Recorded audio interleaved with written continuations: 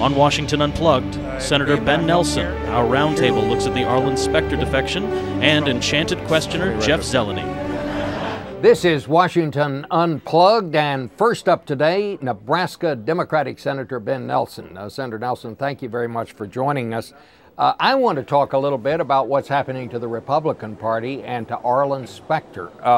I ask you because you're kind of a maverick on the other side of an aisle, a Democrat who sometimes votes with the Republicans. In fact, you just voted against the president's budget, and we'll talk about that in a minute. But what about this deal, Specter switching over? Is this a big deal?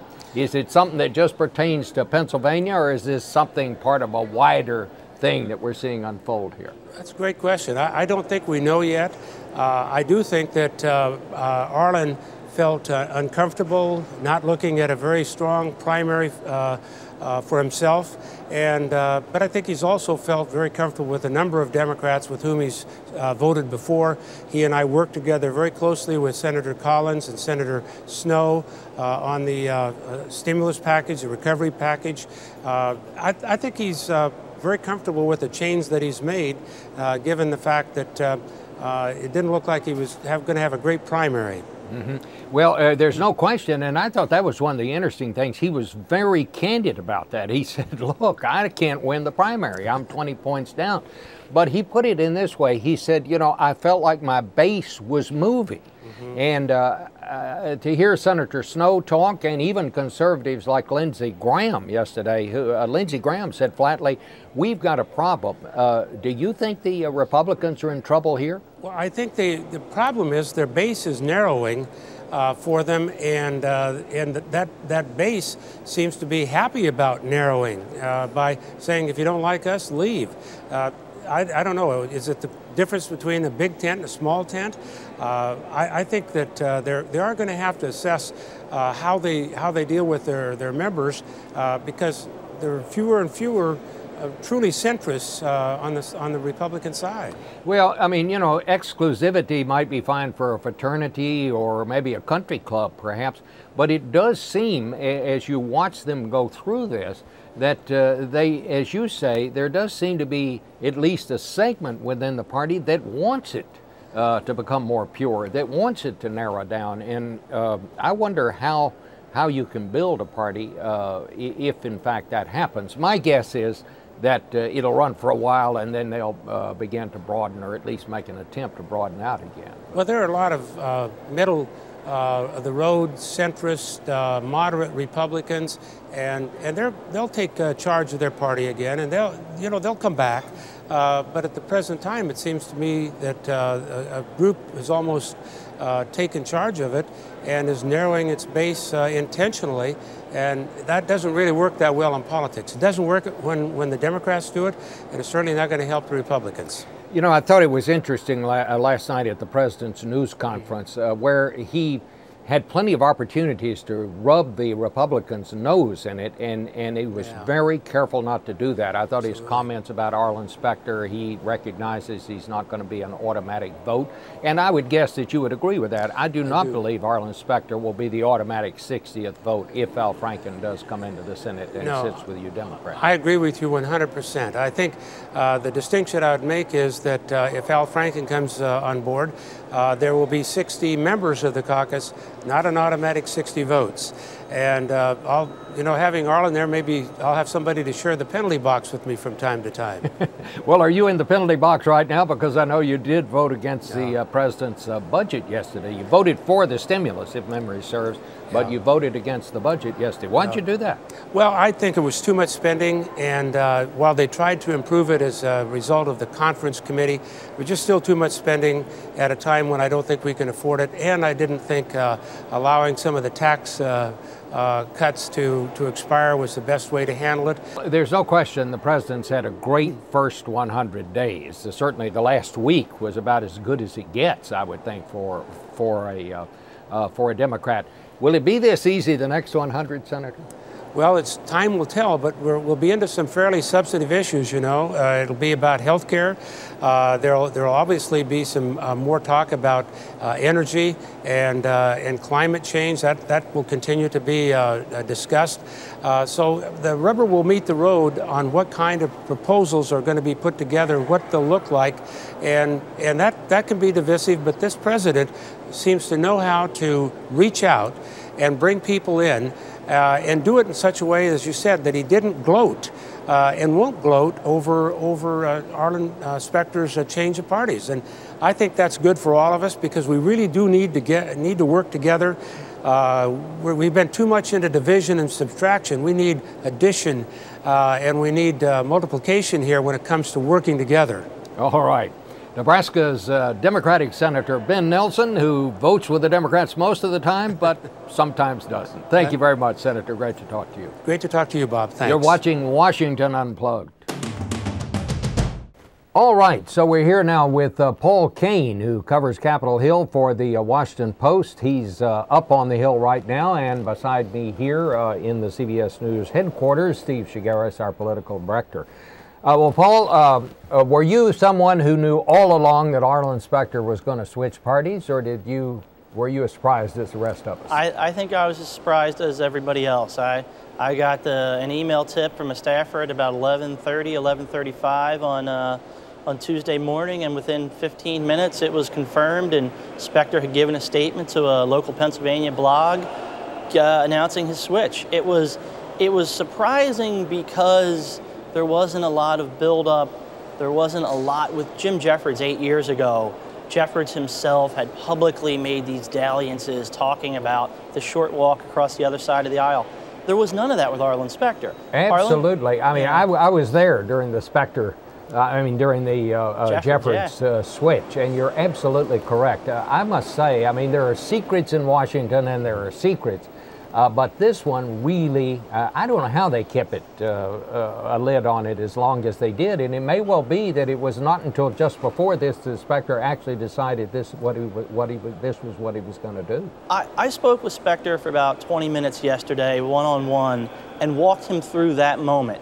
You know, and I think you're right, Bob. There were other people, Joe Biden in particular, was working him. I mean, Joe Biden and Specter rode Amtrak together probably once or twice a week, home to Wilmington, Delaware, and Philadelphia, and Biden would always, needle him about joining the Democrats. But in the last couple of months, Biden got more serious. It wasn't really, but Specter said it didn't get really, really serious until Sunday night when he went into his son's home in suburban Philadelphia, got his wife Joan, his son, and his 15-year-old granddaughter. They sat around the kitchen table looking at polling data, realizing he just couldn't win. Oh, Steve, why do you think, was there in those behind-the-scenes negotiations, we now know that he did have conversations with Joe Biden, a bunch of them riding the train, but he also talked to Harry Reid. Have the Democrats given him any indication of what part he's going to play in the party up there? I mean, like committee assignments, things of that nature? Well, that's the big question. I mean, during his news conference, he did suggest he is going to get the seniority that he's had. He's been in the Senate since 1980, which makes him the fourth most senior senator. But that's ruffled a lot of feathers up on the Hill. And Senate Democrats are wondering, hey, what's going to happen to our committee assignments? Is Arlen Specter going to jump ahead of us? And I think a lot of them are sort of trying to protect their turf right now. Reid is saying we're not going to deal with this until the next Congress, and that gives them some time to work it out. But I think there are a lot of ruffled feathers up there. And I also think that he says we're not going to deal with it, and no decisions have been made. But don't you think, Paul, that there had to be some sort of tacit agreement with Specter on what he's going to do now? I mean, as you know, and you've covered him a long time, as have I, he always had wanted to be chairman of the Appropriations Committee. Yes, indeed. There are two things here that could sort of make all of this go away, is that if Dan Inouye, who is 84, 85 years old, is the current chairman of the Senate Appropriations Committee, he's up for re-election in 2010. There's some speculation that Inouye may retire rather than get another 6-year term. If he does that, Pat Leahy is in line to become a Senate Appropriations Chairman. That would free up the Judiciary Committee which Specter would be in line for. And that would seem to probably make everybody happy. The ultimate person who would get bumped in all of that is Herb Kohl from Wisconsin, who is a really low-profile backbench guy. I'm not even sure he would want the chairmanship of the Judiciary Committee. So I think that's what staff are talking about. They're kind of hoping for. But if Dan Inouye decides he likes being Appropriations Chairman, wants to run for re-election, he'll easily win in Hawaii. And then Harry Reid's got a headache on his hands come November 2010 to try and figure out that jigsaw puzzle of who goes where, which guy or woman that he's gonna bump from a committee. And if Arlen Specter is not happy, Arlen Specter will tell you he's not happy. Yeah, what did one of the Republicans say, kind of in sour grapes when he made this announcement? He said, the other thing is the Democrats will now have to fool with him. And, oh, yeah. Harry Reid wrote in his book, I think it was in his book, he made a reference to Arlen Specter. He said, Arlen Specter is always with you until you need him the most. Steve, what are the implications of this and what does this tell you about the Republican Party right now? You know, you heard some Republicans actually say good riddance. People like Olympia Snowe said, wait a minute, this is not a good thing. Lindsey Graham, very conservative, South Carolina, said, we got a problem. Is this just something that has to do with Arlen Specter, or does it go beyond that? It's a larger problem with the party, and I think that if they were smart, they would look at this as an opportunity to regroup and figure out, okay, how do we broaden our base? This is a guy who was representing a state that went blue in 2008, and we, can use him in their numbers are shrinking. I think it's fair to say the Republicans have no identifiable leader. Some people are saying they're getting their cheerleaders mixed up with their leaders.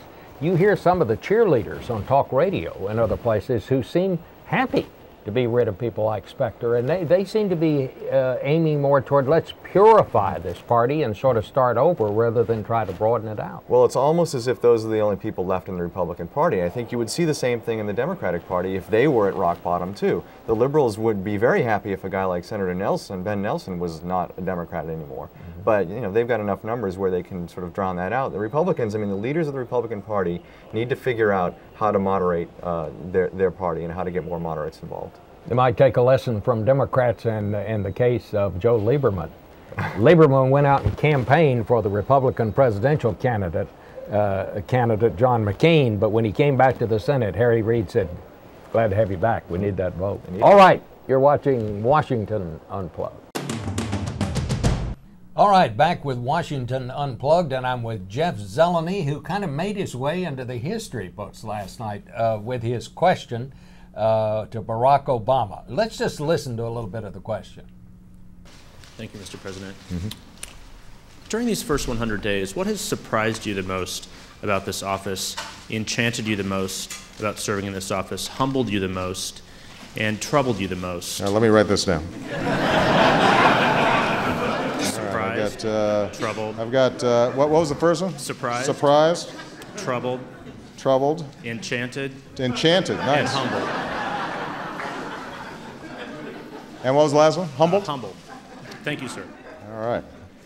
Jeff, I must say it was a great question, but I must also say he hit it out of the ballpark. Not only out of the ballpark, but over the fence and over the house behind the fence. It's one of the reasons I asked it. If anyone who's ever interviewed him, as you know, he's a thoughtful guy. He's reflective. He likes to reflect. He likes to sort of think in real time as he's going. Mm-hmm. So had this been at the very beginning of the news conference, mm-hmm. had I worked for the Associated Press or one of the networks at the beginning, of course I wouldn't have asked it. Mm-hmm. But this was question, I think, 7 or 8 out of 13, mm-hmm. almost a 7th inning stretch, if you will. So I thought, why not to let him stretch a little bit?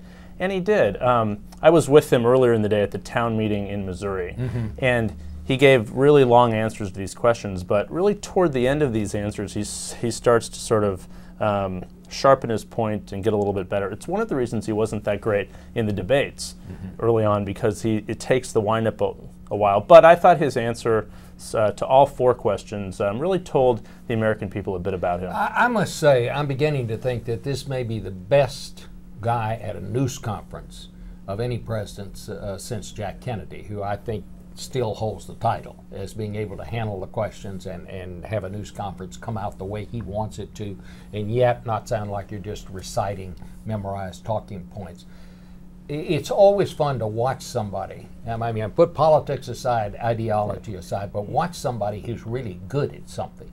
He's really good at this. He's good at the sport of give and take. He really, I think, it would have been interesting to see him sort of before this 24-hour news cycle, to see him sort of at the back of the bus, if you will, and bantering and going in long-form questions and things, because he's really good. He enjoys those kind of conversations. I remember walking with him in the Senate right when he arrived in 2005. I spent a lot of time with him that first year, and the best you would get from him is on those long walks from the Capitol right off the Senate floor. His office was in Hart 713. It's about as far away as you can go, about a 12-minute walk, and those were always the best interview times. I think one thing we learned last night, there was a bit of news in it. We got a bit of his perspective of how he thinks Washington works, and he was almost sounding a little bit like George W. Bush, perhaps a little more polished in saying it, but I recall President Bush at one point saying something about it would be nice, or it might be interesting to see how it would be to be a dictator.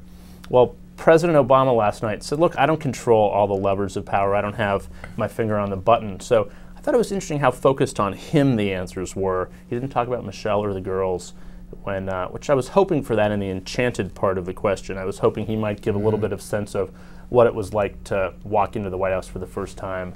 But it was interesting.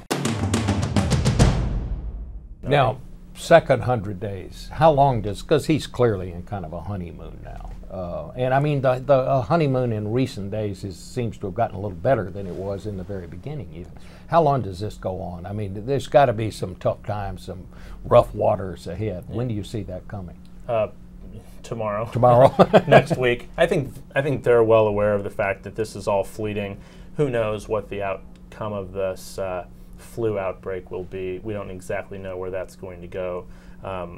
He still has a lot of decisions to make on the automotive side, not to mention every other private entity that the government has its hands in now. But he needs some legislative accomplishments again. The stimulus bill was a huge one, but something at some point has to happen with healthcare. We're nearing May, and then it will be June, and then the summer recess comes. So the second 100 days will be focused on a lot of Capitol Hill activity. He has the numbers. Now he just needs to sort of corral people on the policy. And everyone is not singing from the same page on those things. So the second 100 days, hard to believe, maybe more difficult than the first.